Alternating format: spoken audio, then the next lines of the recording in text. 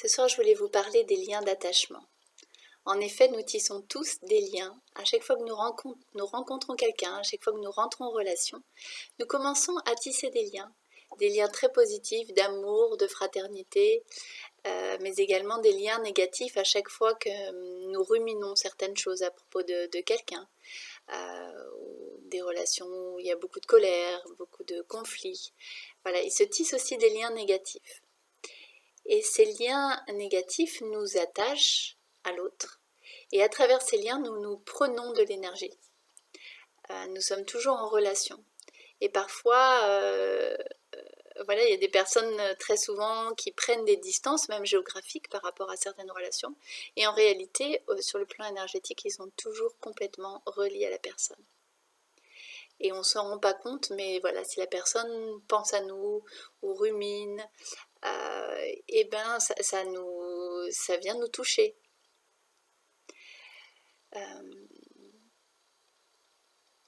Et ça, c'est vraiment des liens qui sont très concrets sur les plans énergétiques.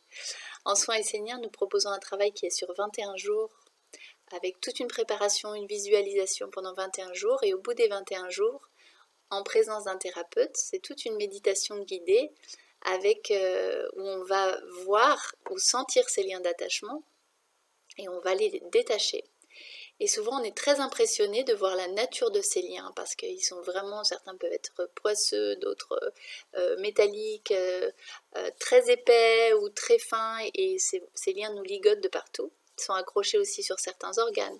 Si c'est par exemple lié à la colère et tout ça, on peut avoir des liens accrochés sur le foie ou sur les poumons ou autour du cou. Et nous sommes complètement ligotés sur les plans énergétiques. Et cela nous empêche d'avancer et aussi d'avancer et de rentrer aussi, de faire la place pour ouvrir à d'autres relations.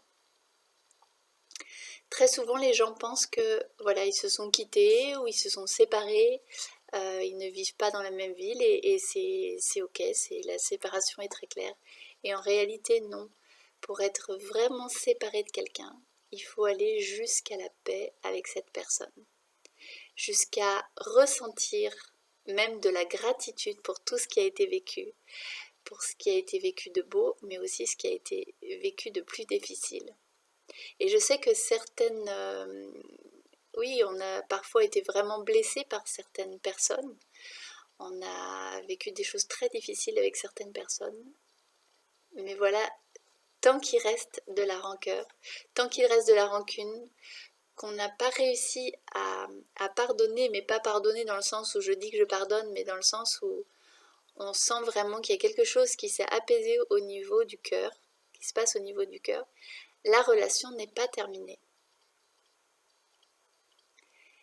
Et voilà, et pour le couple, c'est pareil, tant que vous n'avez pas, vous ne vous sentez pas complètement en paix avec vos relations passées, c'est très difficile de se sentir complètement disponible et ouvert et prêt à accueillir une nouvelle relation. Donc je vous invite vraiment à vous occuper de toutes vos relations passées, toutes celles où vous sentez qu'il y a encore un peu des nœuds, où ça coince encore, où tout n'a pas été dit. Je vous invite à dire ce qui a besoin d'être dit, même si c'était il y a 10 ans, il y a 15 ans. Je crois qu'il est toujours temps de dire les choses qui n'ont pas été dites. Ça peut passer par l'écrit, par exemple, où on prend bien le temps de dire dans telle situation, je me suis sentie, enfin j'étais triste ou j'étais en colère, j'aurais eu besoin de, j'aurais aimé. Il est toujours temps de dire les choses pour libérer la parole, parce qu'il y a certains... souvent on a des choses coincées en travers de la gorge qu'on n'a pas dit. Et d'aller faire tout ce travail vraiment pour arriver à pardonner. Alors c'est souvent plus facile en étant accompagné par un thérapeute. Et aussi de détachement de tout ce qui est lien négatif sur les plans énergétiques. Parce que vraiment, vraiment, nous sommes tous ligotés, liés les uns aux autres. Alors les liens d'amour, eux, ils sont merveilleux. Ils sont indestructibles et on les garde au-delà de cette vie. Mais les liens négatifs, eux aussi, on les garde de vie en vie et ceux-là, on a besoin d'aller les nettoyer. Et il y a certaines relations où on a ruminé parfois pendant des années et des vies entières.